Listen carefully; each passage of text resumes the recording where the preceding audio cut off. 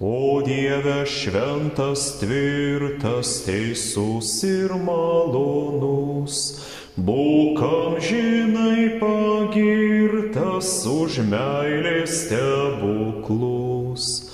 Tu laimini apstingai teisingus mūsų žingsnius ir augini meilingai čia žemiškus vaisius.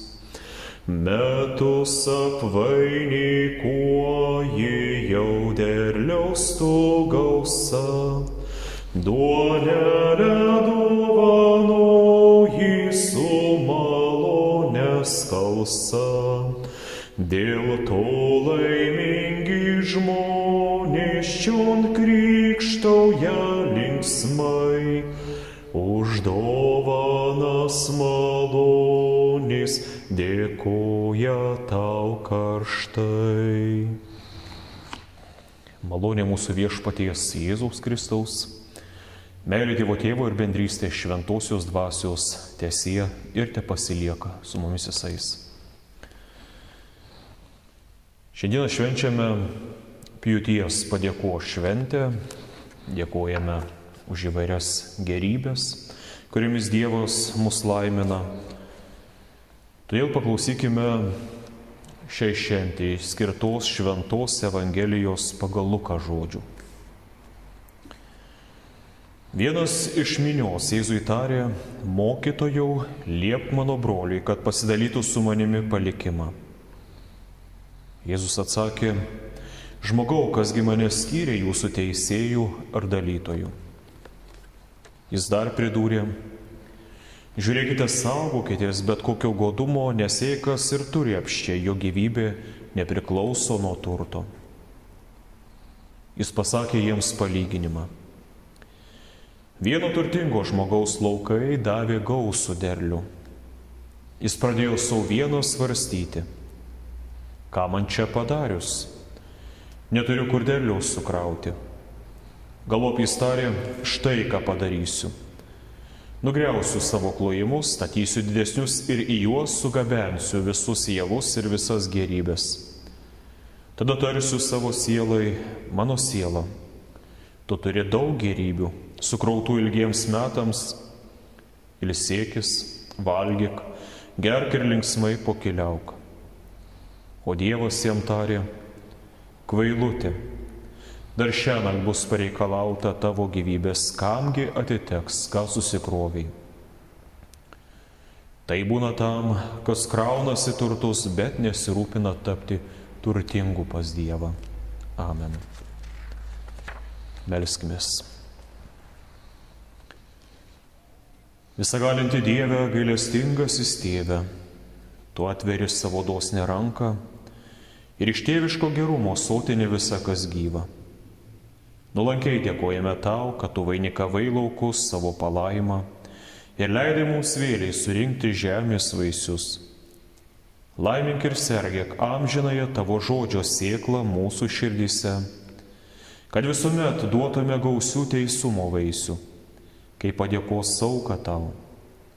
Ir to meldžiame per tavo Sūnų Jėzų Kristų, mūsų viešpatį, kuris gyvena ir viešpatauja su tavimi ir šventąja dvasia, vienas Dievas per amžių amžius. Amen. Sakykite, ar yra tokia nuodėmė būti turtingų ir pasiturinčių? Tikrai būti turtingu ar pasiturinčiu žmogumi nėra nuodėmė. Nuodėmė yra pamiršti Dievą. Nuodėmė yra piktam naudoti tai, kas yra duota, suteikta. Nuodėmė yra neišmintingai naudoti savo sveikatą, teiktas dovanas.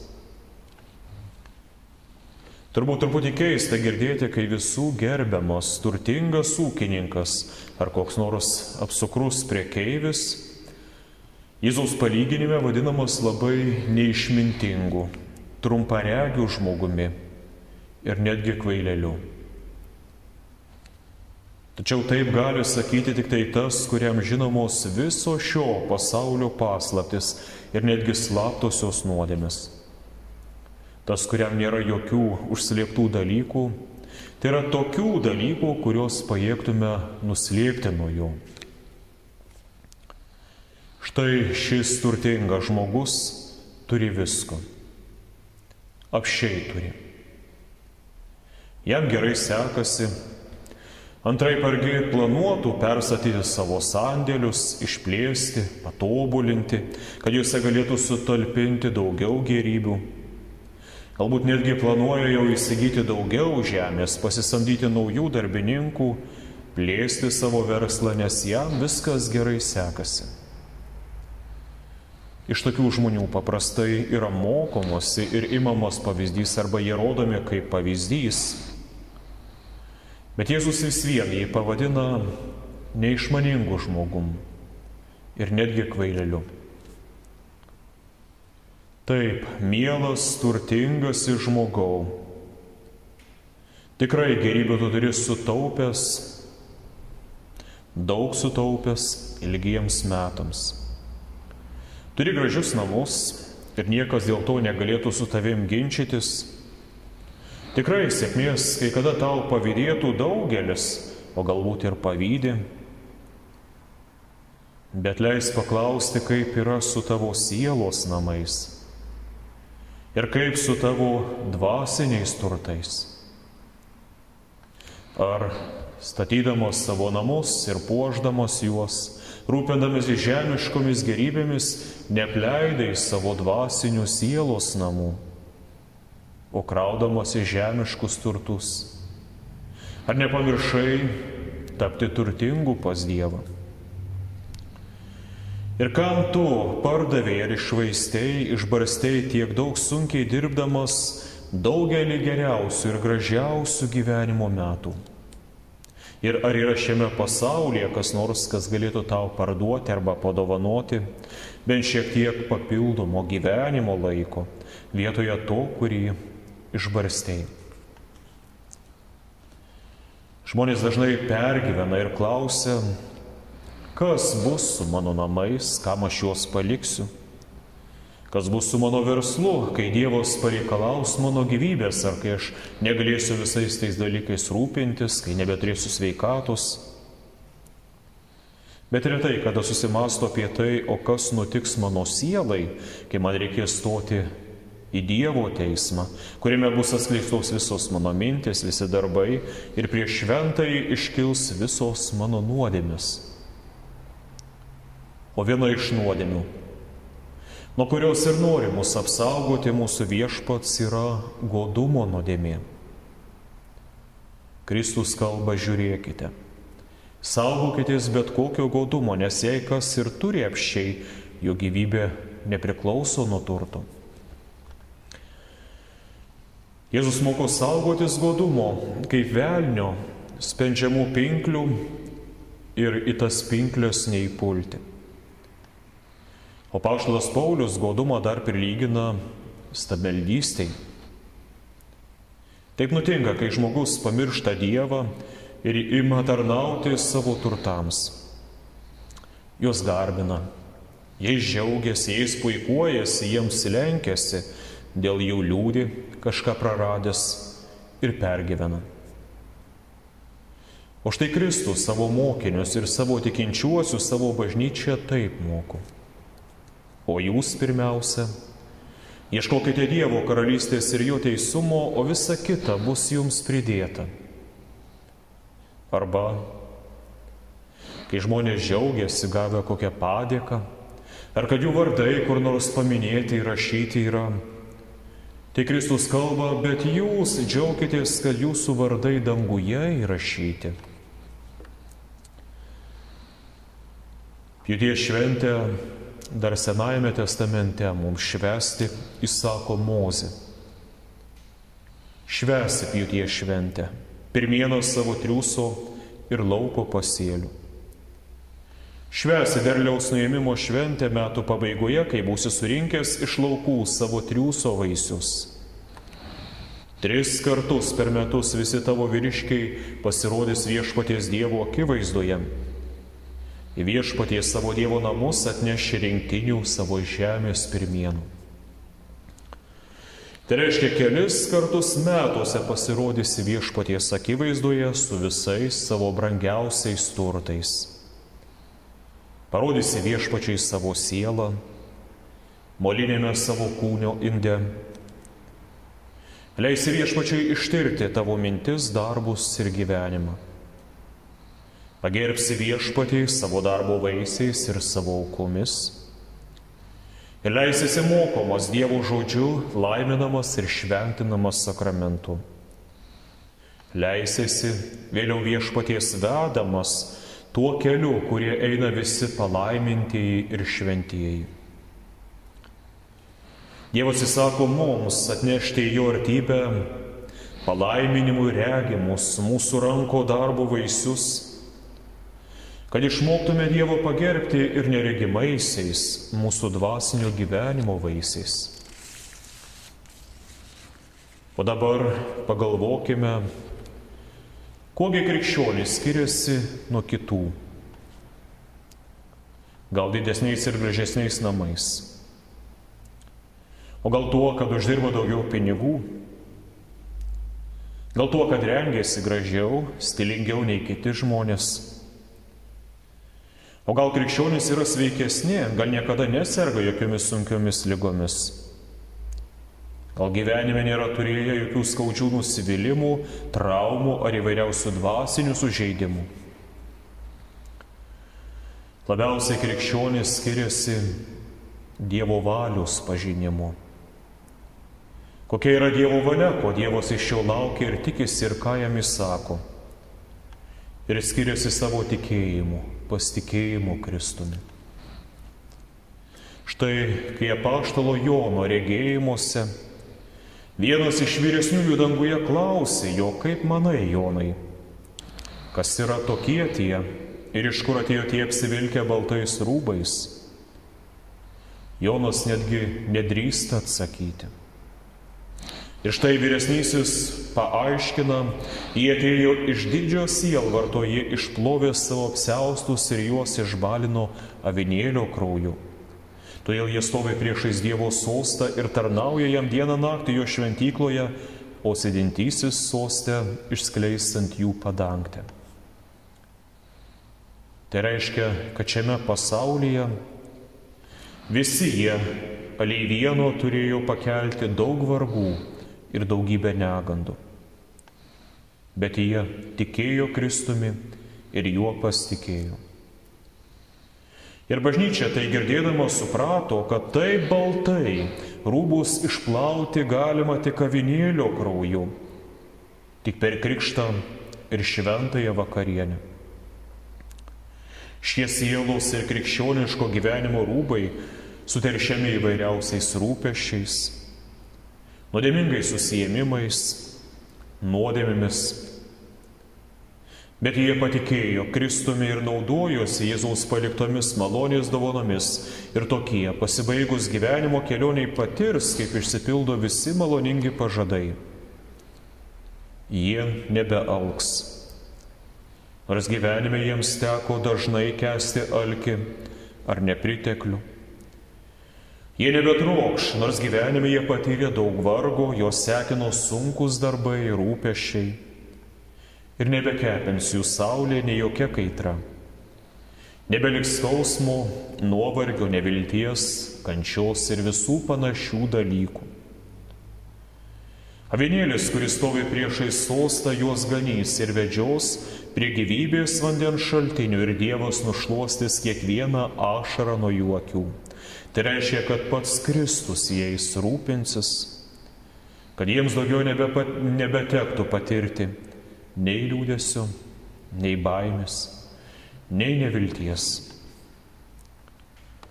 Todėl ir Martynas Liuteris, mokydamas tikinčiuosius pažinti nuostabiosios Tėve mūsų maldos prašymų gelmes ir ypač mokydamas apie žodžius, kasdienės duonos duok mums šiandien, juk nemoko mūsų, kad jūs turite reikalauti iš Dievo kuo daugiau turtų, sveikatos ar kitų dalykų. Tarsi Dievas tai mums privalėtų duoti, suteikti. Ir netgi šiandien, kad matytume pirmosius pasikeitimus, kad Dievas tikrai išklausė mūsų maldas. Netgi kai jis išvardina, kokią gausybę dalykų apima šie žodžiai kasdienė duona, jis ragina lankiai ir moko tik vieno dalyko - už visą, ką turime. Dėkoti Dievui, netgi už žemiškus rūpesčius ir vargus. Dėkoti Dievui. Nes Dievas yra geras ir gailestingas, kaip pastebi Martynas Liuteris. Ir kasdienės duonos mums duotų jis ir be mūsų maldos, kaip duoda juos visiems ir geriesiems ir net blogiems žmonėms, nenusipelniusiems tokios malonės, kaip ir gero oro, kaip ir pastogę galvai priglausti ir šeimą. Juk Dievas, kaip sako mūsų viešpats Jėzus Kristus, leidžia savo saulei tekėti blogiesiems ir geriesiems, siunčia lietų ant teisiųjų ir neteisiųjų. Bet šio maldos prašymo kasdienės duonos duok mums šiandien, mes prašome, kad Dievas mums kuo aiškiausiai parodytų, kiek daug mums yra visko suteikęs. Ir išmokytų mus viską su padėka priimti. Ir priėmus tai kaip Dievo dovanas viską sąžiningai ir dorai tvarkyti. Ir už viską jam dėkoti. Štai Martynas Liuteris ir įvardina kai kuriuos dalykus. Rašydamos katekizme, kasdienę duoną vadiname visą, kas reikalinga kūnui išlaikyti. Valgį, gėrimą, apavą, rūbus, namus, sodybą, laukus, gyvulius, pinigus, turtą, gerą vyrą ir gerą žmoną, gerus vaikus, gerą šeimyną, gerą ir teisingą valdžią, gerą vyresnybę, gerą orą, ramybę, sveikatą, dorą, garbę, gerus draugus, ištikimus kaimynus ir panašius dalykus. Martynas Liuteris taip išsamei viską įvardina, kad mes savęs klaustume, ar aš nepamiršau padėkoti Dievui už savo geriausius draugus ir savo gerus kaimynus. Ar aš meldžiausi už tuos, kurie yra valdžioje ir neša sunkią atsakomybės naštą? Ar aš jau išmokau pasidžiaugti kiekvieną dieną ir gražią dieną, bet ir nemurmėti prieš Dievą, kai subjuręs oras? Ar aš branginu savo sutuoktinį? Ar dėkoju Dievui už jį? Ar meldžiuosi už savo vaikus? Vienas senas kunigas dar taip melsdavosi: dangiškasis Tėve, tu davei man tokią gausybę dalykų per visą mano gyvenimą, kuriais iki šiol aš dar galiu mėgautis, bet prašau dar vieno vienintelio dalyko, suteik man ir dėkingą širdį. Kai žmogus savo pastangomis praturtėja šio pasaulio turtais ir gerybių gausa, neretai tuo pat metu jis labai nuskursta dvasiškai. O kai Dievas nusprendžia praturtinti žmogų, netgi tuomet, kai žmogui užkraunama tik įvairiausių sunkumų ar ligų našta, netgi tuomet žmogus turtėja dvasiškai. Gero žmogui, kuris išmoksta ir džiaugsme, ir varguose dėkoti Dievui. Ir koks mielas Dievui pasidaro toks žmogus, kuris išmoksta už viską dėkoti savo maldose ir giesmėse, savo aukomis ir gerais darbais. Tik priimdami su dėkinga širdimi arba atiduodami kažką, kas vėliau tarnauja išaukštinti Dievo garbei, mes turtėjame ir dvasiškai. Amen. Liaupsi garbė Dievui vienam, visų gėrybių Dievui, jam stebuklus vis darančiam, mums maloningam Tėvui. Jei širdį sielvarte gaivins, žodžiu savojų ją ramins, tam Dievui garbę duokit. Ko tik keliausiu šią žemę, tol garbinsiu aš Dievą. Ir skambančios giesmės balsu aš girsiu mielą tėvą. Ir tu širdie giedok linksmai, dėkoki maldoje karštai, tam Dievui garbę duok.